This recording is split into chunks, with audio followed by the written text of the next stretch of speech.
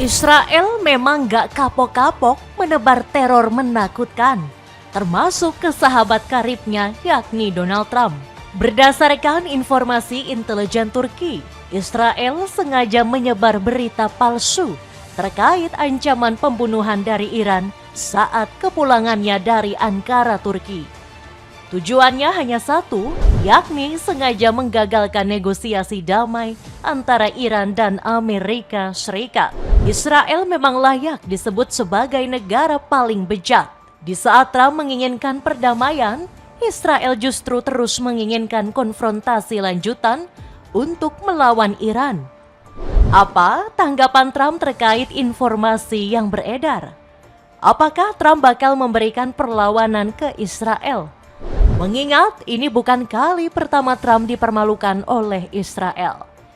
Benjamin Netanyahu bahkan enggan menuruti perintah langsung dari Washington terkait proposal perdamaian yang dia ajukan di Timur Tengah. Apakah Trump berdiam diri saja melihat berbagai tipu daya dari Netanyahu? Cetak Gol coba merangkum Israel cari gara-gara tipu Donald Trump lewat informasi palsu sebagai berikut.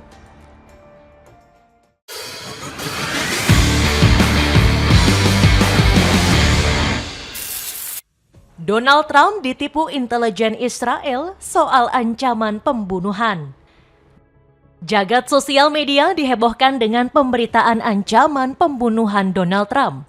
Seorang intelijen Israel telah membagi data rahasia ke pengawal terkait ancaman pembunuhan dari Iran. Trump menuliskan sendiri informasi tersebut lewat sosial media Truth Social. Dalam cuitannya di X, Trump menuliskan jika intelijen Israel memberitahu pesawat Air Force One bakal ditembak oleh Iran. Informasi tersebut telah sukses bikin para pengawal kepresidenan AS kalang kabut. Mereka menyiapkan berbagai pengamanan super ketat untuk menjamin keselamatan penerbangan Trump. Awalnya Trump menumpangi pesawat Air Force One versi lama untuk meninggalkan Turki.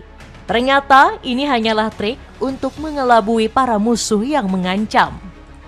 Setelah masuk ke dalam pesawat, Trump berikutnya dievakuasi ke truk catering yang mengangkut makanan. Sontak saja aksi tersebut menjadi bahan gelak tawa netizen di sosial media. Netizen di berbagai dunia mengunggah meme lucu terkait ketakutan Trump yang rela sembunyi di truk catering. Media Iran pun kembali mengejek Trump seperti macan kertas yang hanya keras di luar tapi menyimpan ketakutan luar biasa. Lantas, apakah benar Iran sedang melancarkan ancaman pembunuhan? Ini sangat mustahil terjadi mengingat pejabat Iran sedang menyiapkan negosiasi damai dengan Amerika Serikat. Abbas Araghchi bahkan mengatakan AS saat ini sedang mengemis-ngemis untuk melanjutkan negosiasi. Presiden AS menulis dua kata di media sosial. Pada awal perang, penyerahan diri tanpa syarat, namun kini mengemis kepada Iran untuk melanjutkan negosiasi yang terhenti akibat pertempuran yang kembali berkobar, kata Menlu Iran ini. Terlebih lagi Abbas mengatakan Iran tak akan menyerang terlebih dahulu. Setiap serangan yang diluncurkan adalah murni untuk membalaskan serangan yang sudah dilancarkan AS.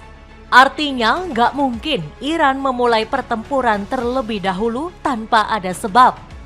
Kalau kita ibaratkan seperti peribahasa, tidak ada asap jika tidak ada api. Setelah ditelusuri lebih dalam, ternyata pengawal AS telah dibohongi informasi palsu dari Israel. Klaim ini disampaikan langsung oleh intelijen Turki lewat cuitan di akun Middle East Eye. Dalam cuitannya menuliskan intelijen Israel sengaja merekayasa informasi tersebut. Tujuannya hanya satu, yakni menciptakan huru-hara dan menggoda Trump untuk kembali bertempur. Dengan menyebar informasi bohong, Trump pasti berpikir jika Iran tidak serius berdamai. Berikutnya, sang presiden tentu bakal kembali melancarkan ancaman maupun serangan. Terbongkarnya siasat licik Israel membuat kita terlintas dengan satu pertanyaan. Mengapa intelijen Israel tega membohongi sekutunya sendiri dengan menyebar informasi palsu? Apakah Israel cemburu buta karena hubungan Trump dan Turki semakin harmonis? Media Middle East Eye menganalisis kalau ini merupakan trik untuk menghancurkan hubungan harmonis AS-Turki. Sebelumnya, Israel sendiri merasa keberatan dengan rencana AS menjual jet F-35 ke Turki. Netanyahu cemas jika Trump menjual jet tersebut bisa mengganggu keamanan Israel. Perdana Menteri Israel itu mendesak Trump untuk segera membatalkan rencana tersebut, tapi Trump sudah bulat menjual pesawat F-35 mereka ke Ankara. Sang presiden sampai-sampai murka karena Netanyahu sudah ikut campur dalam urusannya.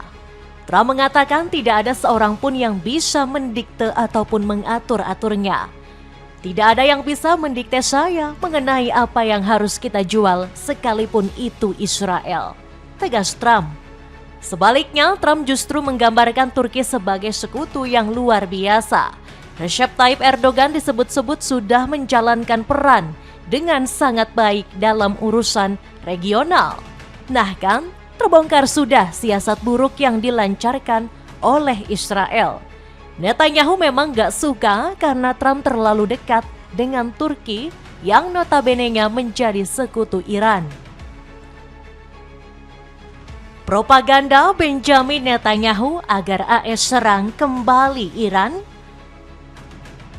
Mengingat Turki adalah sekutu paling setia Iran, Israel mencari berbagai cara untuk terus menghasut Trump, termasuk melanjutkan serangan ke Iran tanpa memperdulikan negosiasi damai.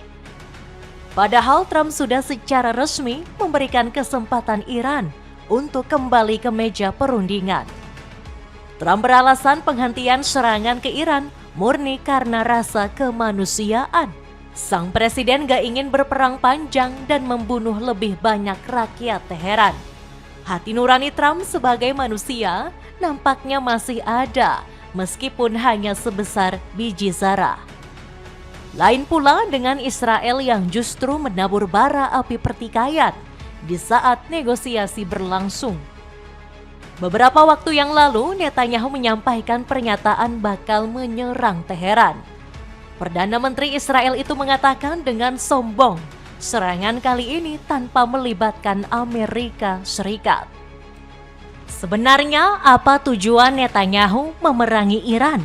Usut punya usut, Israel nggak ingin pengaruhnya di Timur Tengah diambil oleh Iran yang punya proporsi begitu kuat. Netanyahu sadar jika kekuatan Iran sangat sulit dikalahkan apabila terus berdiri. Jika Iran berhasil ditaklukkan, niat untuk mendirikan Israel Raya akan segera terrealisasi. Dalam tanda kutip, Netanyahu ingin semua negara mendukung ambisinya. Baru-baru ini petinggi baru Kolombia mengakui kawasan Golan di Suriah merupakan teritori Israel. Pemerintah Kolombia mengakui kedaulatan Israel atas wilayah ini serta hak negara tersebut untuk melindungi diri dari ancaman eksternal, tulis pernyataan pemerintah baru Kolombia. Abelardo de la Espriella pun berjanji akan memperbaiki hubungan dengan Israel yang sempat terputus di era pemerintah sebelumnya. Pasca mendapat dukungan, Netanyahu senang bukan main.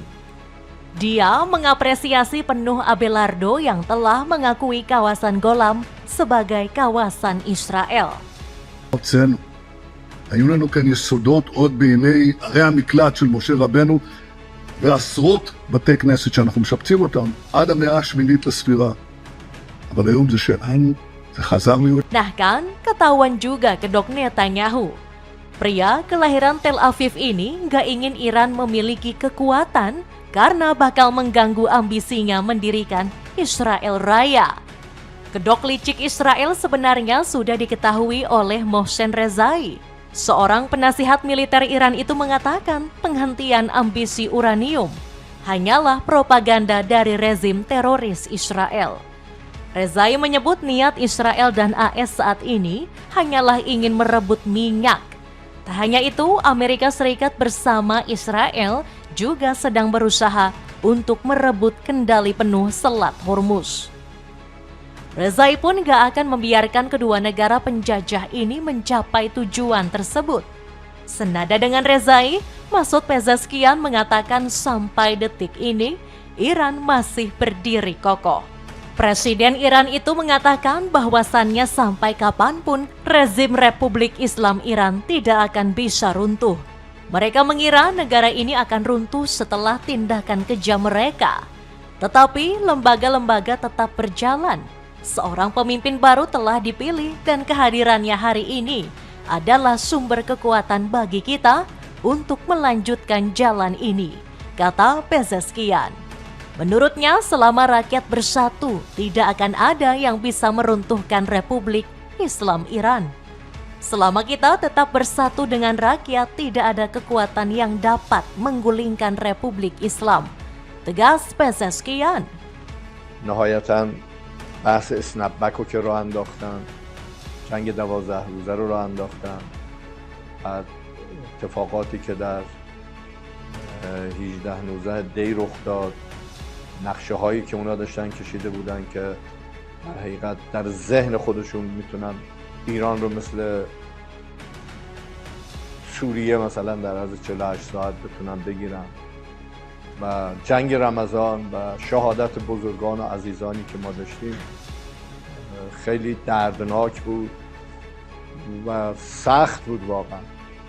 و همه این سختی ها و مشکلات دولت ما، مدیران ما، استانداران ما، فرمانداران ما، بخشداران ما، کارمندای ما در همه جاها و مردم و نیروهای مسلح بالاخره تا اینجا رسوندن که امروز ایران به عنوان یک کشور قدرتمند و